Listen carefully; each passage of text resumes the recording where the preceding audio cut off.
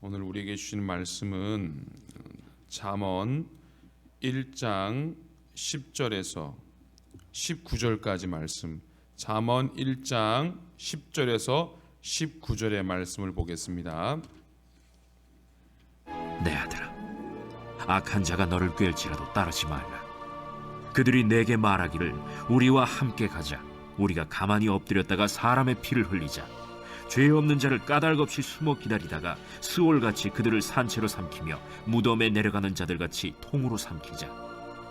우리가 온갖 보화를 얻으며 빼앗은 것으로 우리 집을 채우리니 너는 우리와 함께 제비를 뽑고 우리가 함께 전대 하나만 두자 할지라도 내 아들아, 그들과 함께 길에 다니지 말라. 네 발을 금하여 그 길을 밟지 말라. 대저 그 발은 악으로 달려가며 피를 흘리는 데 빠름이니라. 새가 보는 데서 그물을 치면 헛일이겠거늘 그들이 가만히 엎드림은 자기의 피를 흘릴 뿐이요 숨어 기다림은 자기의 생명을 해할 뿐이니 이익을 탐하는 모든 자의 길은 다 이러하여 자기의 생명을 잃게 하느니라. 아멘. 오늘 10절에 보니까 내 아들아 이렇게 말하고 있습니다. 2장부터 7장까지도 이렇게 보면요, 처음 서두가 내 아들아 이렇게 말하고 있어요.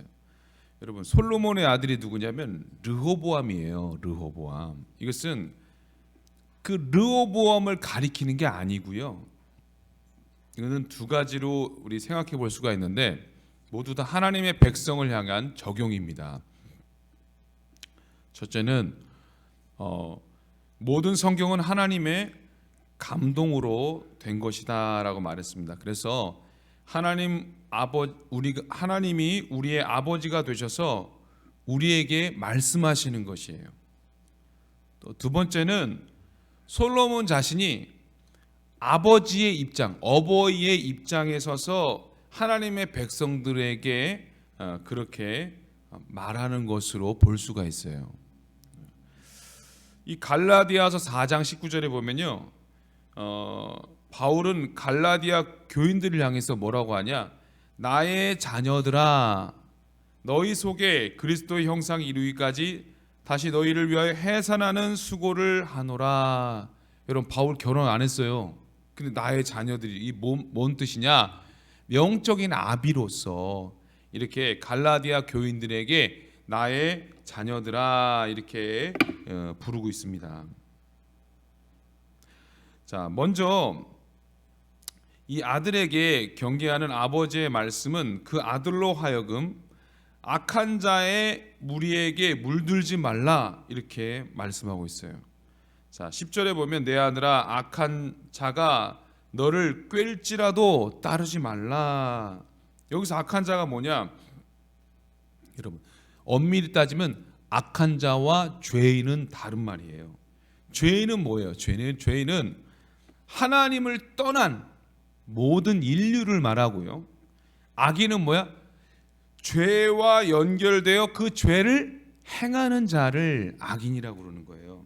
그래서 여러분, 죄인이라는 이 단어는 원어로 히브리어로 하타임이라는 뜻이 하타임. 하타임 뭐냐? 표적에서 빗나갔다 그런 뜻입니다.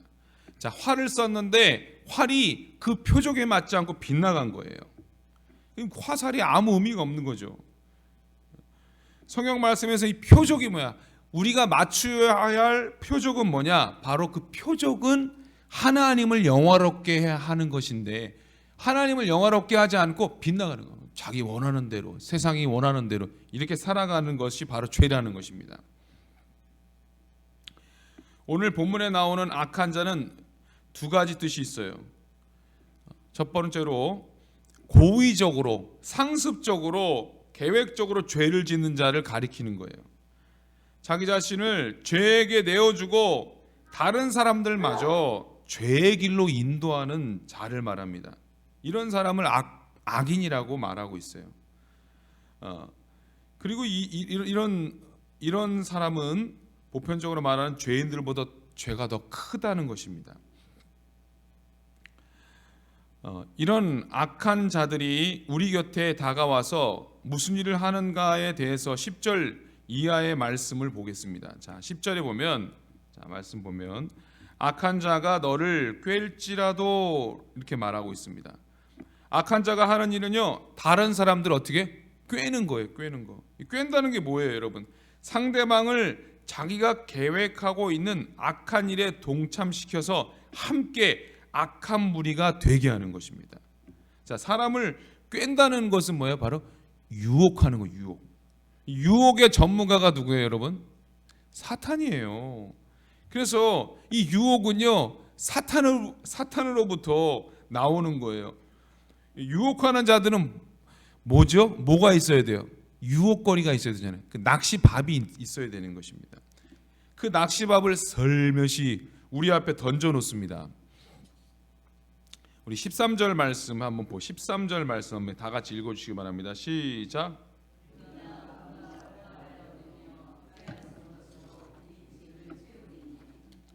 자, 여러분, 이 유혹에 걸리면요, 보화를 얻는다는 겁니다. 이 유혹의 손길은 언제나 재물과 연결이 되어서 우리에게 다가옵니다. 그러면 누가 이런 악한 자의 꿰매 넘어가는 것입니까? 19절 말씀 보면요, 이익을 탐하는 자의 모든 길은 다 이러하여 자기의 생명을 잃게 된다, 이렇게 말씀합니다. 자, 우리는 이익을 탐하는 자의 길과 악한 자의 길을 모두 똑같다, 이렇게 생각해야 됩니다.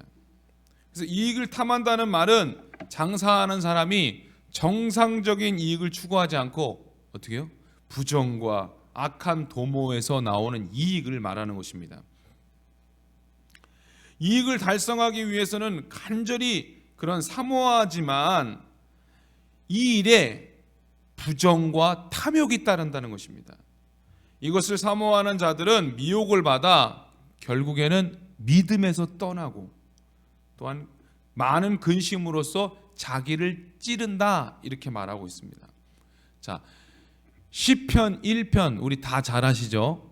뭐죠? 복 있는 사람은 악인들의 꾀를 쫓지 아니하고 죄인들의 길에 서지 아니하고 오만한 자의 자리에 앉지 않는다 그랬어요. 그럼 복된 길은 그런 길이에요. 가지 말아야 될 거, 만지지 말아야 될 거 안 만지는 거예요. 누가 선물을 했는데 그게 마약이야.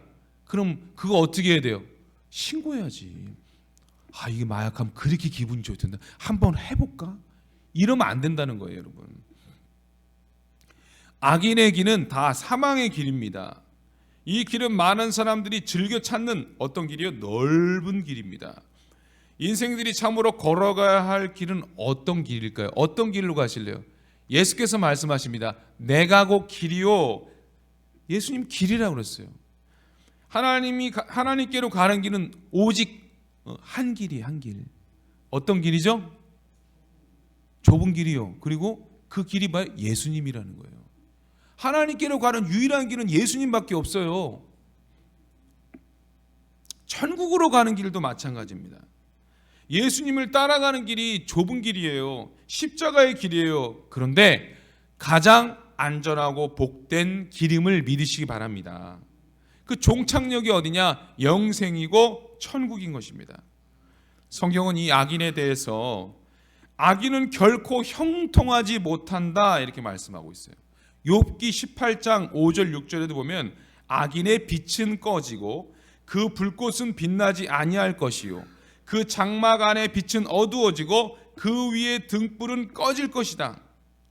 그래서 성경에서는 뭐라고 말하면 악인이 형통하는 것을요 부러워하지 말라, 이렇게 말하고 있어요. 시편 146편에는요 악인의 길을 어떻게 해요? 굽게 하신다. 악인의 길이 형통하게 되는 게 아니라 굽게 하신다는 거예요. 그 굽게 하신다는 게 뭐냐? 멸망의 함정에 빠지게 하신다는 거예요. 때가 이르면 언젠가는 반드시 걸려 넘어지게 된다는 것입니다. 자, 그럼 우리는 악한 자에 대해서 어떻게 돼요? 악한 자를 보면 휑 하고 그냥 지나가면 됩니까? 네? 어떻게 될까요? 첫째로 우리는 악한 자를 쫓지 말아야 돼요. 악한 자가 너를 꿰일지라도 뭐라고 그러죠? 따르지 말라 이렇게 말했습니다.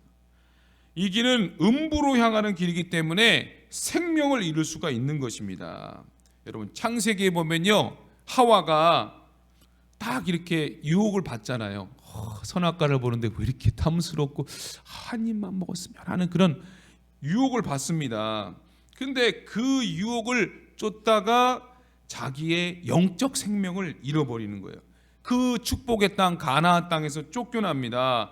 그뿐만 아니라 이 저주가 임하게 되잖아요. 그 후손들은 영적으로 사망하게 되는 그런 아픔을 겪게 됩니다. 그러면 우리가 이 악인의 꾀에 넘어가지 않으려면 어떻게 해야 되냐? 부정한 이익을 탐하지 말아야 하는 것입니다. 부정한 이익에는 반드시 악이 따르기 때문입니다. 그러므로 부정한 이익을 추구하는 그 일은 악을 행하는 것입니다. 자, 우리가 계속 말씀을 듣고 있는데 서머나 교회를 통해서 주신 말씀이 있어요. 내가 너의 환난과 궁핍을 아노니 실상은 내가 부요한 자니라 이랬습니다. 여러분 실상은 우리가 가지고 있는 거 없는 것 같지만 주님이 말씀하시기를 너는 부요한 자다 이렇게 말하셨어요. 왜요? 주님이 계시기 때문에, 여호와는 나의 목자가 되시기 때문에 그분으로 인하여서 우리가 만족하고 감사하는 삶을 살면 하나님 앞에 우리는 부요한 자라는 것입니다. 이 잠언 23장에 보면요 이런 표현이 나옵니다. 부자가 되기를 애쓰지 말라 이렇게 말하고 있어요. 그렇다고 우리가 뭐 가난한 자가 되라 이런 것이 아니죠. 여러분 가난한 사람이라고 다 복 있는 사람은 또 아닙니다. 비록 내가 부족하고 연약하지만 내게 주신 것을 족한 줄로 아는 사람이 복되다는 것을 말하고 있어요. 디모데전서 6장 8절에 보면 우리가 먹을 것과 입을 것이 있은즉 족한 줄로 알라. 어떤 상황 속에서도요 감사하는 마음을 가져야 되는데 내가 어렵다고 불평하지 말라는 것입니다. 비록 내 삶이 어려울지라도 예수 그리스도를 생각하면서 위로를 받고 감사할 수 있는 사람이 복된 사람입니다. 자, 여러분 지금 어려우신 분들 계셔요. 마음이 힘들고 경제적으로 어려우신 분들 생각하시면 자, 예수님을 생각하면 돼요. 여러분 집은 있으시잖아. 예수님이 어떤 분이셨죠? 여우도 굴이 있고 공중의 새도 깃들 곳이 있지만 인자에게는 머리 둘 곳 없다. 예수님 집도 없으셨어요. 그런 주님을 생각하면서 주님의 그러한 모습을 생각하면서 우리의 삶에 감사하는 우리 모두가 되시기를 축복합니다. 또한 하나님 나라에 소망을 두고 이 땅에서 이 어려움을 오히려 기쁨으로 또 감사함으로 이겨내시길 바랍니다. 무엇을 먹을까, 무엇을 마실까, 무엇을 입을까 생각하면서 세상 일을 염려하면 사람은요 정말로 하나님이 기뻐하는 사람이 아닙니다. 또한 돈을 사랑하는 나머지 욕심을 품고 불의한 이익을 추구하는 그런 것도 하나님이 기뻐하지 않으십니다. 여러분 내가 지금 너무 어려워. 진짜 요즘에 장사하시는 분들 여기 보면요 임대가 이렇게 많고요. 왜 이렇게 요즘 가게들이 자꾸 바뀌는지 몰라. 그만큼 경제가 어렵다는 거예요. 여러분 그럴 때마다 우리 말씀을 생각해요. 말씀을 붙들어야 되는데 하박국 말씀을 보면요.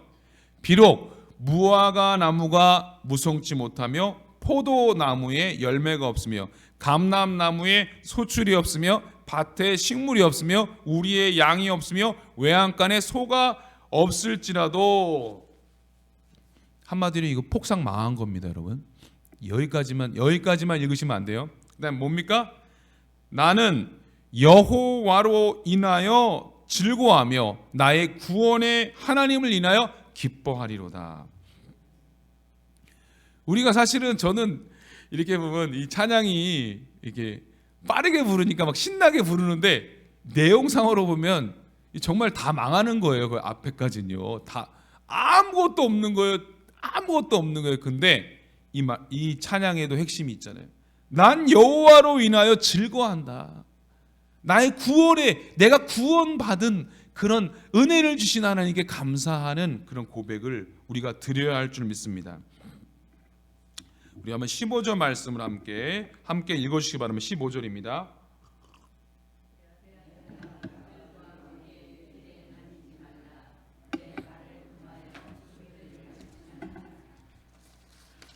자, 내 아들아 그들과 함께 길에 다니지 말라. 내 발을 금하여 그 길을 밟지 말라. 이렇게 말씀하셨습니다.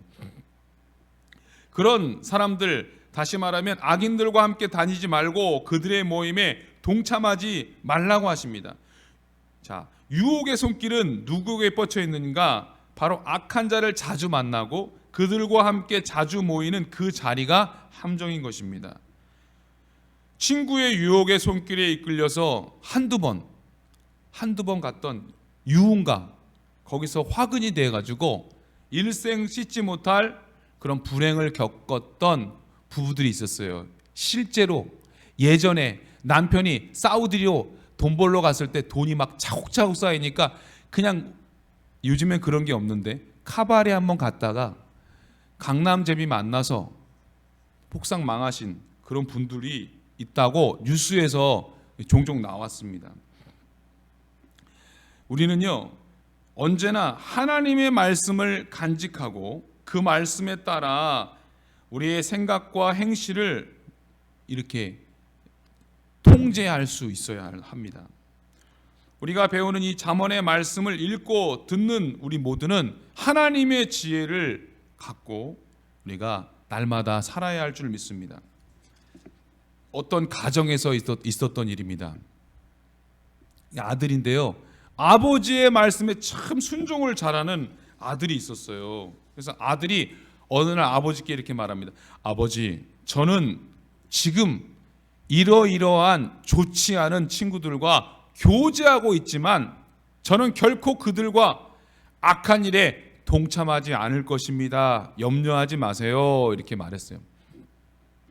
아버지가 이렇게 앉은 자리에서 갑자기 일어나시는 겁니다. 그러더니 난로 가까이 가셔가지고 난로 안에서 타다 남은 석탄 덩어리를 한 개 끄집어내었습니다. 식구들은 아버지가 왜 저러실까 이렇게 말했습니다. 그래서 아버지는 아들에게 얘야 손을 벌려봐라, 이것을 받으라 그랬습니다. 자, 그 석탄재를 아들에게 던지려고 하는 것입니다.